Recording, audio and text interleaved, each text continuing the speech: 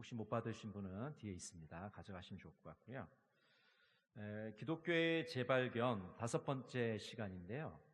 오늘 제 주제는 왜 성경이 중요한가라는 주제입니다. 우리 그 밑에 나와 있는 말, 제가 왜 성경이 중요한가? 그럼 여러분 그 밑에 거를 좀 읽어주시면 되겠습니다. 왜 성경이 중요합니까?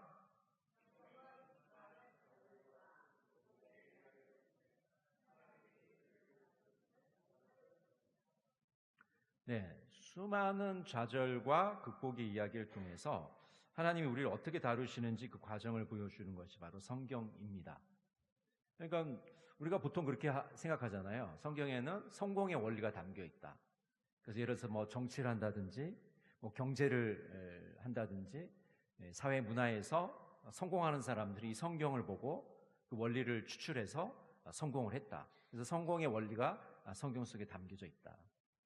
물론 성경의 원리가 담겨져 있습니다. 그러면 실패는 안 다뤘을까요? 그렇지 않습니다. 오히려 우리가 어떻게 다 살펴본 바대로 이 성경에는요, 무수한 실패 이야기가 너무 많아요. 실패와 좌절과 절망의 이야기가 너무 많습니다. 왜 그렇게 어두운 얘기를 다 써놨냐? 민망한 얘기도 많잖아요. 끔찍한 얘기도 많고.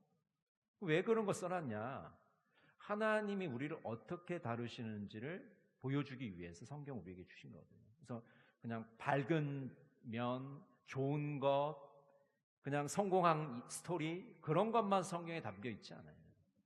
그렇기 때문에 성경이 위대한 책인 거죠. 인간의 좌절과 절망, 인간의 한탄과 걱정과 염려가 그 속에 다 담겨져 있기 때문에 위대한 책인 것입니다. 우리가 성공을 통해서 배우는 것도 있지만 또 실패를 통해서도 우리가 배우거든요. 우리가 잘 나가고 모든 일이 잘 되고 출세할 때도 있지만 넘어지고 엎어지고 코가 깨지는 경우도 있단 말이죠. 그래서 그 모든 것을 인간사를 다 다루는 것이 바로 성경의 위대함이다. 자, 먼저 이제 성경의 수집 과정인데요. 주 1세기 말엽 특정한 책들을 꾸준히 인용하는 흐름이 생겨나기 시작했다. 당시에 몇몇 책들이 하나님에 대한 성찰과 기도를 위해 믿음직한 자료를 쓰일 수 있다는 합의가 시작된 듯이 보였다. 우리가 좀 이제 착각하기 쉬운 게 우리 손에는 지금 인쇄된 성경이 있잖아요. 그러니까 어떻게 생각하냐면 이 수집된 책이 그냥 한 권의 책으로 이렇게 돼가지고 대대로 내려온 것처럼 생각하기 쉽습니다.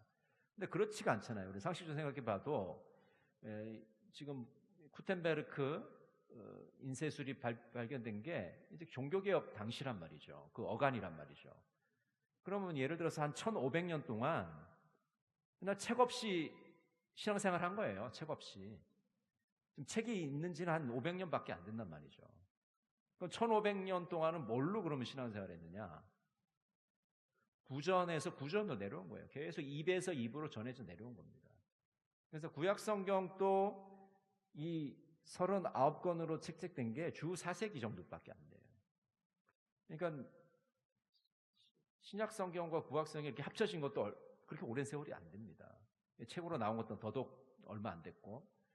그러니까 이게 다 이렇게 모아져가지고 이렇게 우리한테 편리하게 이렇게 온 게 얼마 안 돼요. 우리 손에 온 게 얼마 안 됩니다. 그렇기 때문에 예수님이 돌아가시고 얼마 되지 않은 그 시간 어간에는 이제 복음서들도 나타나게 되고 바울 서신도 이제 나타나게 됩니다. 근데 실제로 이제 연대를 따져보면 바울 서신이 먼저예요. 여러분 내용상으로는 복음서가 먼저인 것 같잖아요. 근데 실제로 바울 서신이 먼저 쓰여집니다. 그리고 복음서는 그 뒤에 나오게 돼요. 그러니까 우리가 지금 이 성경의 순서와 실제로 기록된 순서는 좀 다른 것이죠. 그러니까 바울 서신들이 나오고 이제 복음서가 나오면서 사람들이 이거 우리 신앙생활에 도움이 돼. 이걸 좀 기초로 해서 우리가 신앙생활 하면 예수님을 더 잘 이해할 수 있겠는데, 더 신앙생활 잘할 수 있겠는데, 그런 일종의 합의가 도출이 돼요. 그래서 하나씩 이 신약성경의 책들이 이제 수집이 되게 됩니다. 그러니까 여러분 하루아침에 된 게 아니고 오랜 세월을 거쳤는데 이 공동체 합의가 굉장히 중요해요. 우리 초대교회 교인들이 뭘 중요하게 생각했는가가 여기에 다 담겨져 있는 거죠. 자, 그 밑에 보시면요. 당시 그리스도인들은 서로를 알아볼 수 있는 일련의 신호들, 곧 그들만의 공통 어휘를 간직하고 있었다. 어떤 그리스도인들은 타 지역으로 여행하거나 다른 곳의 신앙 공동체에서 누군가를 만날 경우 그들은 다른 이들도 동일한 표현 방식을 써서 믿음을 고백하는지를 알고 싶어 했다. 자, 그리스도인들만 서로 알 수 있는 신호들 뭡니까? 뭐 이렇게 소모으는 거예요? 아니잖아요. 예, 예수님을 부르는 칭호들 있잖아요. 예수님을 부르는 거. 주님이라고 그러든지 뭐 메시아라고 그러든지, 그러니까 예수님을 부르는 칭호들이 우리끼리 또 주고받을 수 있는 그런 칭호들이잖아요. 그리고 이제 그 요한계시록에 보면 이게 사도 요한이 로마 당국을 피해서 이 편지를 써야 되니까 상징들을 굉장히 많이 썼어요. 그래서 뭐 용도 나오고 뭐 임신한 여자도 나오고, 그렇죠? 근데 그게 무슨 신화 재밌는 판타지를 그린 게 아니고 그 당시 그리스도인들의 암호예요, 암호. 로마를 피해서, 로마의 핍박을 피해서 우리 그리스도인끼리 주고받을 수 있는 그런 암호들을, 그런 용어들 통해서 쓴 겁니다. 그러니까 그와 비슷하게 우리 성도들끼리 주고받는 그런 암호들이 있었습니다. 대표적인 것이 익스투이스, 우리 익투스라고 불러니 익스투이스라는 것이 있는데, 예수 그리스도 나의 주 구원자, 예수 그리스도 나의 구원자, 이런 이 헬라어의 첫 자를 다 따서 익수스, 그 단어를 첫 자를 다 따면 물고기라는 뜻이 돼요. 그래서 예수 믿는 사람들이 서로 이렇게 물고기를 딱 그리면 아, 이 사람은 예수 믿는 사람이구나. 이게 서로 이렇게 시그널을 삼은 거죠. 물고기도 그리고.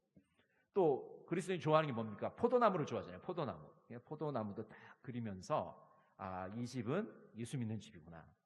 그러니까 우리끼리 알 수 있는 그런 일련의 신호들, 뭐 용어들이라든지 기호라든지 아니면 어떤 성경의 내용이라든지 이런 걸 서로 이제 알아볼 수 있는 그런 말들을 이제 주고받은 것이죠.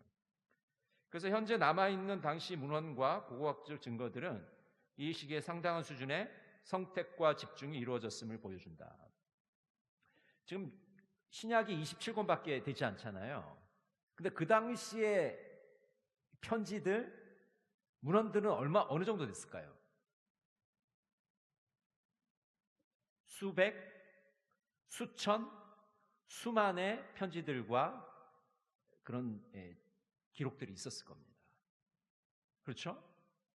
뭐 여러분 요즘에 우리가 뭐 철학 공부하려고 그러면 뭐 아리스토텔레스, 뭐 플라톤, 뭐 이런 철학들도 연구하잖아요. 근데 이 당시에도 그렇게 이 헬라 세계에서 연구가 엄청나게 활발했단 말이죠.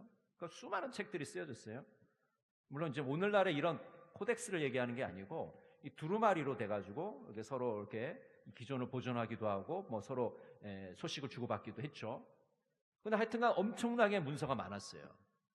여러분 그 영화 보면 로마 군인들이 이게 뭘 주고받잖아요, 그렇죠? 라틴어로 이렇게 쓴 이 편지들을 주고받잖아요. 그 편지들도 얼마나 많았을까요? 어마어마하게 기록이 많습니다. 근데 딸랑 선택된 건 몇 권입니까? 27권이에요. 이거는 선택하고 집중했다는 겁니다. 누가 그런 거예요? 그리스도인 공동체들이. 예수 믿는 사람들의 모임이 그 수많은 기록들, 편지들 중에 이거 정말 우리 신앙의 모범이 될 수 있는 거야. 우리 정말 이 하나님의 말씀으로 받아들이고 이 말씀대로 살자. 그렇게 선택하고 집중한 책들이 오늘 27권으로 남아있는 겁니다. 여러분 우리 믿음의 선배들이 그 공동체가 어떤 노력을 기울였는지 알 수가 있겠죠.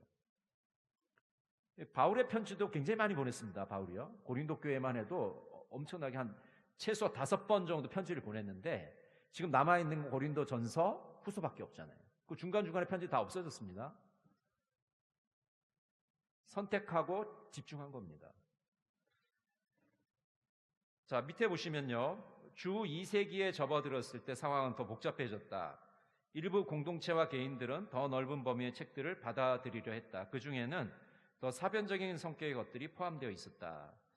자, 주 2세기쯤 되니까 영지주의자들이 등장을 합니다. 그 영지주의자들이 쓴 책들이 굉장히 많이 이제 등장을 하게 돼요. 그러니까 이 공동체가 이것을 이제 받아들일 것인가 말 것인가를 고민하게 되죠. 그럼 결국은 영지주의자들의 책들은 받아들이지 않고 또 이단들의 책들은 받아들이지 않습니다. 당시 사람들은 구약의 하나님의 이미지, 때때로 거칠고 잔인한 분으로 보이는 문제에 봉착하고 있었다. 일부 개인은 이로 인해 신약 성경의 여러 부분을 과감히 삭제하려는 시도를 하기도 했다. 이렇게 매우 긴 과정을 거쳐서 4세기에 이르러서야 성경 작업은 완전히 마무리되었다. 우리 기독교인들이 고민하는 지점이 있죠. 구약입니다. 구약을 어떻게 볼 것인가? 이 구약은 그럼 유대인들만의 성경인가? 이 구약은 유대인들만을 향해 있는가? 또 이 구약에 나타난 하나님은 지금 신약에 나타나는 하나님과 좀 다른 건 아닌가? 신약의 하나님은 굉장히 사랑이 많으시고 젠틀하신데 이 구약의 하나님은 뭔가 호전적이고 뭐 전쟁을 부추기는 것 같고 뭔가 좀 거친 면이 있는데 우리가 이제 그런 느낌을 가졌다는 거죠. 초대교인들도 그런 고민을 했다는 거죠. 이 구약을 우리가 성경으로 받아들일 것인가? 라는 고민을 아주 철저하게 했습니다. 그런 고민 끝에 구약과 신약이 성경으로 들어오게 된 겁니다. 여러분, 지금 우리 손에는 66권이 있는데 이 39권과 27권이 아주 쉬운 경로로 인해서 그냥 어느 날 갑자기 아주 쉽게 결정된 것이 결코 아니다. 오랜 세월 동안 수많은 사람들의 토론과 논쟁과 많은 검증을 거쳐서 오늘에까지 이르게 되었다는 겁니다. 굉장히 노력을 많이 했겠죠. 그래서 이제 4세기에 이르러서야 이제 오늘날의 같은 모습, 구약 성경과 신약 성경의 이 모습을 갖추게 된 것이죠. 자, 두 번째, 성경에 대한 이해입니다. 그리스도인들은 성경을 자신들이 전하는 이야기의 핵심이자 그들이 살아가야 할 삶의 방식에 대한 본질적인 표현으로 인식하였다. 성경의 정경은 기독교 공동체가 화평하고 조화로운 방식으로 살아가려고 할 때 의지할 수 있는 책들, 그들이 읽고 들으며 또 따라야 할 책들로 이루어져 있다. 그래서 여러분 이제 그 가톨릭 성경 보면은 우리보다 이 성경 수가 많아요. 왜 그러냐면 외경을 받아들이기 때문에 그렇습니다. 외경. 이 외경에 보면 대표적인 게 뭐 집회서라든지 지혜서라든지 이런 책들이 들어와 있습니다. 토빗, 유다 뭐 이런 책들이 들어와 있는데 이게 외경입니다. 그러니까 정경으로는 받아들이지 않는데 그냥 신앙적으로 유익하게 우리가 읽을 수 있는 책이다. 그래서 이제 가톨릭에서는 외경까지 다 받아들이기 때문에 권수가 굉장히 많아지죠. 근데 우리 개신교에서는 39권, 27권 딱 떨어지게 요 것들만 정경으로 이제 받아들이고 있습니다. 실제로 정경에 보면 하나님이 무에서 유를 만드셨다라는 그 구절이 정경에 있습니다. 외경에 있어요. 그러니까 우리는 무에서 유를 만드셨다는 표현이 구약 성경에 있을 것 같지만 없습니다. 그런 표현이 직접적인 표현이 없어요. 간접적인 표현이 있죠. 근데 딱 그 구절은 어디 있냐면 외경에 있는 표현입니다. 외경에 있어요. 하나님께서 무에서 유를 만드신다. 여러분, 그러면 우리가 성경을 인용할 때 지금 성경에도 없는 외경에 있는 걸 갖다가 지금 얘기를 하는 거잖아요. 그러니까 그런 부분들을 우리가 좀 조심스럽게 생각을 하고 무조건 외경을 뭐 배척할 것이 아니라 우리 신앙생활에 어느 정도 도움이 될 수 있는 책으로 이 생각을 좀 받아들여야 됩니다. 그래서 이 외경 중에 이 집회서라는 책이 있는데 이 지혜를 요약한 책입니다. 근데 신학생활에 굉장히 도움이 되는 책이에요. 그래서 여러분 기회가 되시면 이 집회서라는 책도 한번 꾸준하게 읽어보시면 도움이 되실 겁니다. 하여튼간 이렇게 해서 이제 정경이 이제 형성이 됐고 정말 신앙생활에 도움이 될 만한 책들이 이 정경으로 이제 굳어지게 된 것이죠. 그 밑에 한번 보십시오. 교회들은 이 책들이 참된 기독교의 정체성에 부합하며 하나님이 우리에게 알리고자 하신 내용을 바르게 전해준다고 주장했다. 교회의 주장은 즉각적인 해답이 아니라 서서히 진행되게 과정에 근거하는 경험적인 논증이다. 아까 전에 말씀드린 것처럼 우리가 성경을 받아들이는 과정도 많은 실제적인 논증이 있었고 또 성경을 우리가 읽고 생활하는 신앙생활 자체도 끊임없는 검증의 과정입니다. 여기 뭐 성경이 있다고 해서 이것과 우리의 관계가 무엇인가를 사실은 신앙생활을 해나가면서 그 관계성을 계속해서 구축해 나가는 거죠. 우리가 처음 예수 믿을 때는 이 성경 66권과 나의 생활은 별로 큰 그런 어떤 접점이 없어요. 그냥 교회 나가니까 목사님이 설교하니까 듣고 뭐 다른 성도들이 성경을 읽어보라니까 읽어보는 수준이지 거의 접점이 없습니다. 근데 신앙생활을 해가고 예수님을 인격적으로 받아들이고 거듭난 체험을 하게 되고 이 성화의 과정을 겪게 되면 하나님의 말씀과 내가 이렇게 딱 달라붙는 경험을 하게 돼요.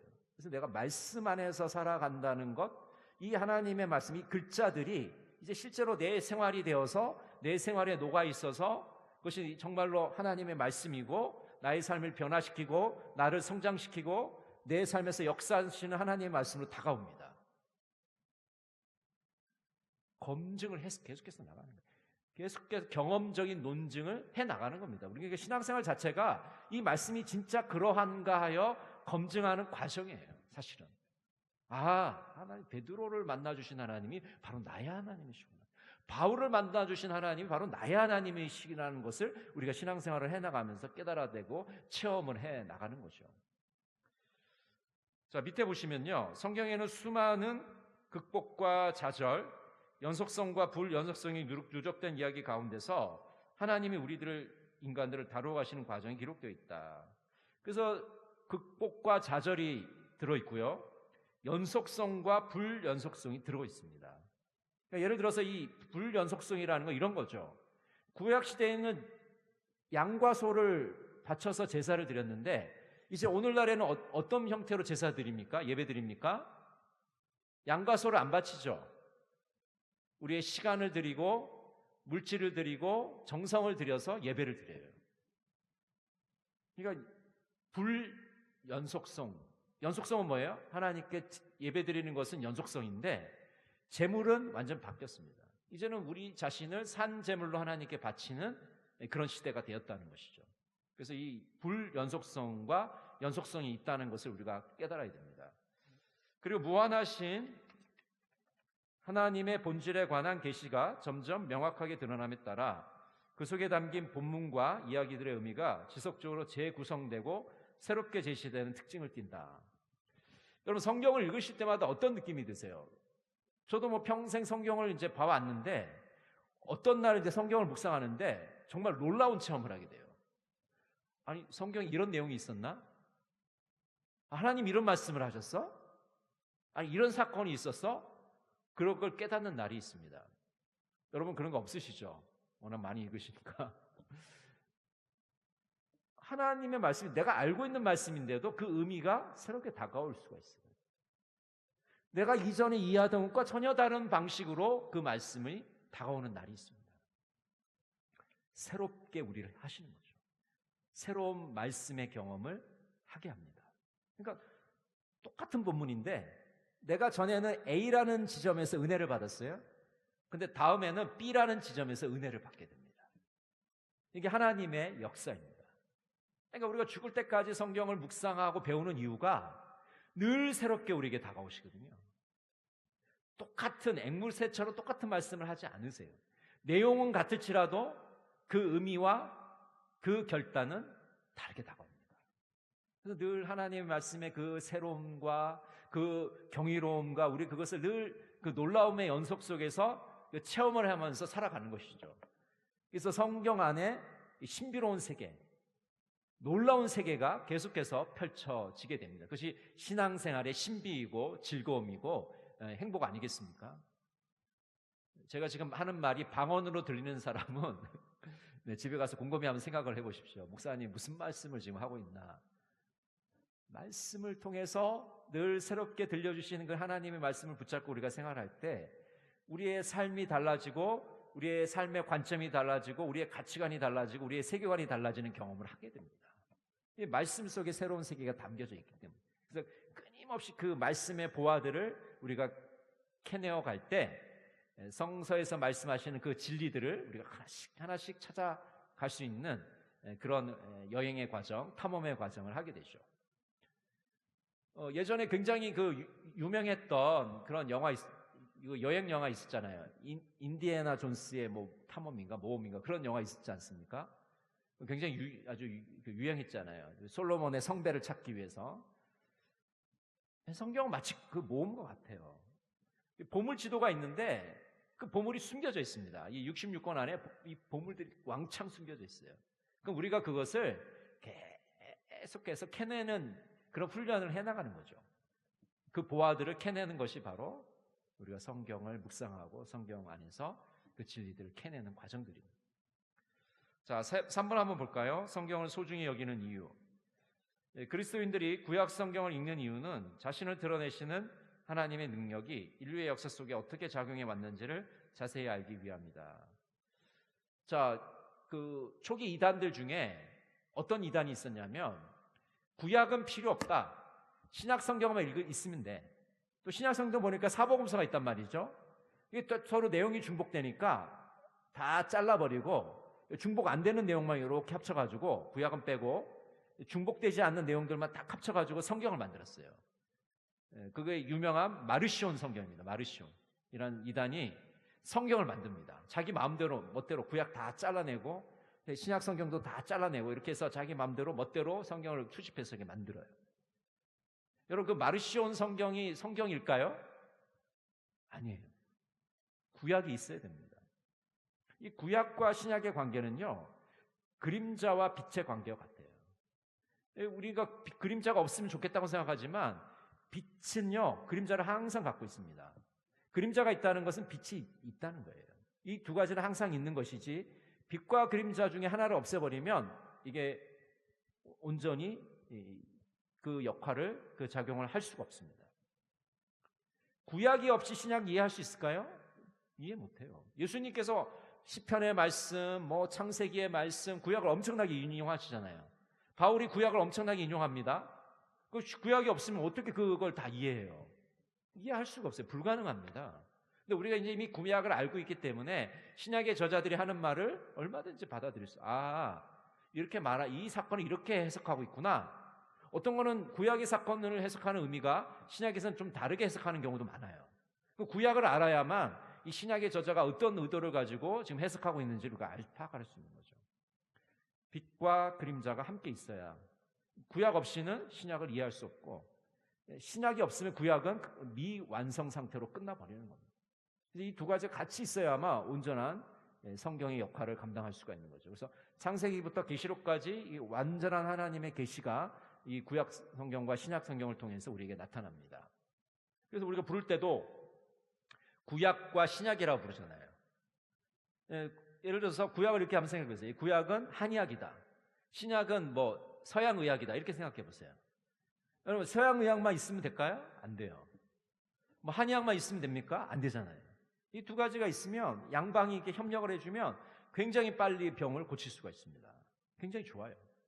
이 한의학과 이 서양의학이 같이 협력을 하면 굉장히 많은 사람들을 살려낼 수가 있어요. 근데 서로가 이제 도외시하기 때문에 지금 많은 효과를 못 거두잖아요. 서양의학에서는 이 한의학은 이게 의학이 아니다. 이게 의학이 아니다. 한의학에서 서양의학이 굉장히 많은 한계를 지녔다고 생각을 하지 않습니까? 그러니까 서로가 서로를 도외시하면은 굉장히 좋은 결과를 얻을 수가 없어요.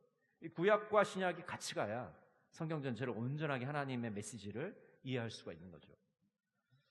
자, 밑에 보겠습니다. 성경은 짧은 시간에 동안에 어떤 특정 인물들에게 주어진 문서가 아니다. 일종의 교양곡과 같은 방식으로 이루어져 있다. 실로 기적적인 방식으로 하나님에 관해 하나의 단일한 이야기와 메시지를 전달하며 그 이야기의 절정에는 예수님이 자리 잡고 있다. 성경 여러 다양한 목소리를 통해 하나의 이야기를 전달한다는 개념을 확증한다. 짧은 시간 안에 특정 인물들에게 주어진 것이 아닙니다. 정말 수많은 세월, 수천 년에 걸쳐서 수많은 저자들에 의해서 입으로 구전이 되고 나중에 기록으로 구전이 돼서 오랜 시간 동안 거쳐서 내려왔습니다.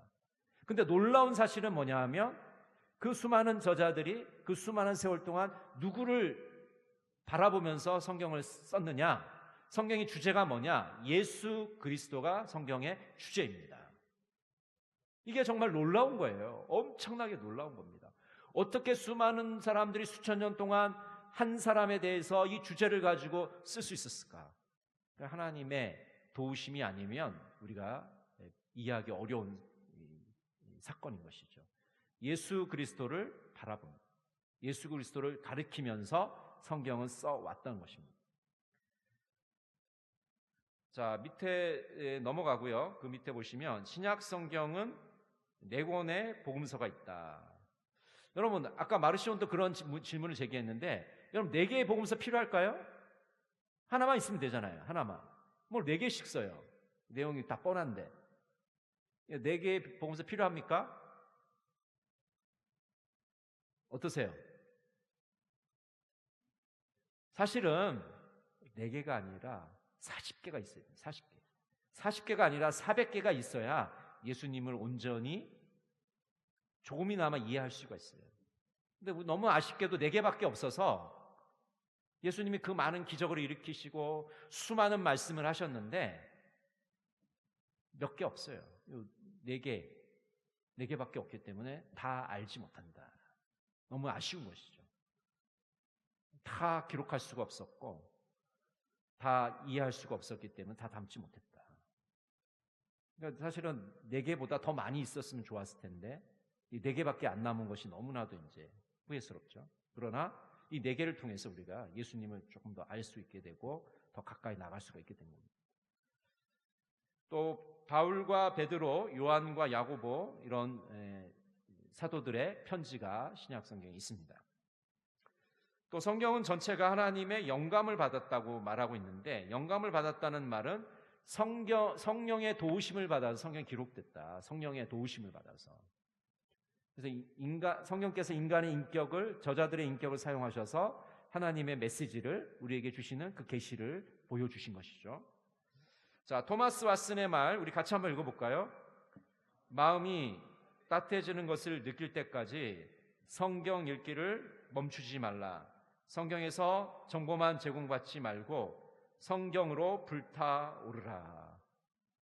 여러분, 이 성경 말씀을 통해서 우리가 불타올라야 돼요. 정말 하나님이 우리에게 말씀하시는 것을 듣고 내 마음이 뜨거워져가지고 정말 내가 하나님의 말씀에 온전히 순종하겠습니다, 하나님 말씀대로 살겠습니다 라고 하는 이 불이 우리 속에서 끌어올려야 됩니다. 그런데 말씀을 읽는데도 너무 냉담해요. 메말라 있어요. 아무런 역사가 일어나지 않습니다. 정말 하나님의 말씀을 내가 간절히 읽고 듣고 배우고 암송하고 묵상하면서 그 내 마음속에 말씀의 불이, 이사야 선지자는 불방망이라고 하잖아요. 불방망이. 이 말씀이 불방망이와 같다. 정말 불방망이로 때리는 것처럼 이 심령을 깨트리고 그 심령 속에서 뜨거운 이 성령의 역사가 불이 일어나가지고 하나님 말씀대로 살려고 하는 그 불길이 타오르는 거죠. 불의 역사. 성경을 읽을 때 이 불의 역사가 나타나야 된다. 자, 마지막 부분요. 이전에 이스라엘을 상대로 하나의 언약을 맺으셨던 하나님이 이제는 예수님의 말씀 사역과 사역 안에서 그분을 믿고 의지하는 모든 이들과 더불어 자신의 언약을 맺으시는 것이다. 자, 구약에서 보시면 모세가 이스라엘 백성과 언약을 맺죠. 시즌산에서. 이거 그다음 이제 여호수아가 또 언약을 갱신하고 또 그 이후에 선지자들이 등장을 하게 되고 이제 신약 시대에 예수님께서 새 언약을 내가 너에게 주겠다. 새 언약을 이스라엘 백성, 새 이스라엘 하나님의 자녀들과 언약을 맺게 되십니다. 그래서 우리는 하나님과 언약을 맺은 자들입니다. 언약의 후손들이에요. 우리 한 사람 한 사람이 예수님과 언약을 맺은, 하나님과 언약을 맺은 자들이다. 언약의 후손들이다라는 것을 기억하시면 좋을 것 같습니다. 자, 질문입니다. 성경은 짧은 시간에 특정한 몇 사람에 의해서 기록되었는가? 그렇습니까? 아닙니다. 오랜 세월 동안 수많은 저자에 의해서 성경은 이루어져 왔고, 물론 이제 기록은 문자가 생겨야 되는 거니까 문자가 생겨난 뒤에는 이제 기록이 계속해서 이제 전승이 되어 온 것이죠. 성경은 특정한 공동체의 정경으로 채책되었는가? 그래서 중요한 게 특정한이다. 특정한 아닙니다. 수많은 세월 동안 수많은 기독교 공동체가 검증을 하고 선택하고 토의하고 논증하고 논쟁하고 집중해서 만들어준 거예요. 그래서 특정한 몇 사람이 결정한 것이 결코 아니다. 자, 세 번째입니다. 성경은 성공과 승리만을 다루고 있는가? 그렇습니까? 좌절과 실패 이야기, 수치와 모욕의 이야기가 고스란히 담겨져 있습니다. 4번, 성경의 이야기는 정해진 관점에 의해서만 이해되는가? 시대에 따라 재해석될 수 있는가? 어떻습니까, 여러분? 정해진 관점이 딱 있어요? 로마 카톨릭은 딱 정해진 관점이 있습니다. 신부님들은 절대로 자기 관점에서 그 강론할 수가 없어요. 교황청에서 다 지시가 내려오고 지침이 다 주어집니다. 성경을 볼 때 이런 관점에서 성경을 해석해야 된다는 것이 교회의 관점을 딱 정해져 있어요. 로마 카톨릭은. 그 신부님들은 고민할 필요가 없어요. 그냥 로마 교황청에서 정해준 관점대로 성경을 읽고 강론하면 됩니다. 근데 개신교는 어떻습니까? 교파마다 교단마다 다 틀려요. 해석이 제각각. 그게 이제 특징이자 단점이죠. 그래서 성경을 다양하게 해석할 수가 있어요. 같은 본문이더라도 접근을 다르게 할 수 있고 또 시대에 따라 재해석될 수가 있습니다. 그 바울의 서신서에 보면 여성들을 뭘 쓰라고 그럽니까? 예배 드릴 때 수건을 쓰라고 그러잖아요. 요즘으로 말하면 이제 미사포를 쓰라는 건데 우리 개신교에서는 안 쓰잖아요. 왜 안 씁니까? 바울 당시에는 여성들이 머리를 가리는 그것이 영광스러운 일이었기 때문에 그렇게 한 것이고 오늘날에는 굳이 이거를 덮어쓰고 사는 사람이 없으니까 쓸 필요가 없는 거예요. 이해가 되시죠? 이거는 시대에 따라서 달라지는 겁니다. 아까 말씀드린 불연속성, 연속적인 게 아니에요. 불연속적인 것이고 연속되는 건 있겠죠. 또 그 당시 풍습에서 오늘날 우리가 존중하면서 또 배워가는 것도 있겠지만 또 불연속적인 것도 있다. 자, 5번, 구약과 신약의 관계는 어떻습니까? 빛과 그림자의 관계. 구약이 없으면 신약을 이해할 수가 없어요. 신약이 없으면 구약이 완성되지 못합니다. 그래서 이 구약과 신약은 꼭 있어야 될, 뗄래야 뗄 수 없는 불가분리의 관계이다. 6번, 성경의 전체를 아우르는 핵심 주제는 무엇입니까? 여러분, 성경의 전체를 아우르는 핵심 주제 뭐예요? 예수 그리스도, 그분이 우리의 주님이십니다. 우리의 구원자이십니다. 예수 그리스도가 성경의 핵심 주제입니다. 7번, 성경은 나의 삶을 구체적으로 어떻게 인도하는가? 여러분, 성경은 구체적으로 우리의 삶을 어떻게 인도합니까? 그 말씀을 통해서 우리의 삶을 구체적으로 개입하시고 간섭하시죠. 그래서 우리가 말씀을 묵상할 때 구체적인 인도하심을 받게 됩니다. 그래서 우리가 매일매일의 삶 속에서 말씀의 인도하심을 받기 위해서 말씀을 묵상하고 말씀을 배워나가야 되죠. 8번, 하나님과 언약을 맺었다는 의미는 무엇인가? 자, 요거는 이제 몇 가지로 설명을 할 수 있겠습니다. 하나님과 언약을 맺었다는 것은 하나님의 백성이 되었다는 뜻이고요. 하나님의 약속을 받았다는 뜻이고 순종의 책임을 진다는 의미입니다. 그것이 언약을 맺었다는 뜻이고 마지막 하나는 예수님을 통해 우리는 언약에 참여하게 됩니다. 자, 마지막 성경 구절 누가복음 22장 20절 우리 같이 한번 읽어볼까요? 저녁 먹은 후에 잔도 그와 같이 하여 이르시되 이 잔은 내 피로 세우는 새 언약이니 곧 너희를 위하여 붓는 것이라. 자, 예수님이 이제 성만찬하는 장면, 물론 이제 거기서는 성만찬이 아니고 이제 예수님 체포되기 전에 마지막으로 다락방에서 제자들과 식사하는 장면이죠. 근데 우리는 이제 나중에 이것을 이제 성만찬으로 해석을 하는 것이죠. 어떻게 장면입니까? 예수님이 떡과 잔을 드시면서 이 잔은 내 피로 세우는 새 언약이다. 새 언약. 여러분, 그래서 신약이라고 부르는 겁니다. 신약. 신약이 여기서 온 거예요. 새 언약에서 온 겁니다. 신약.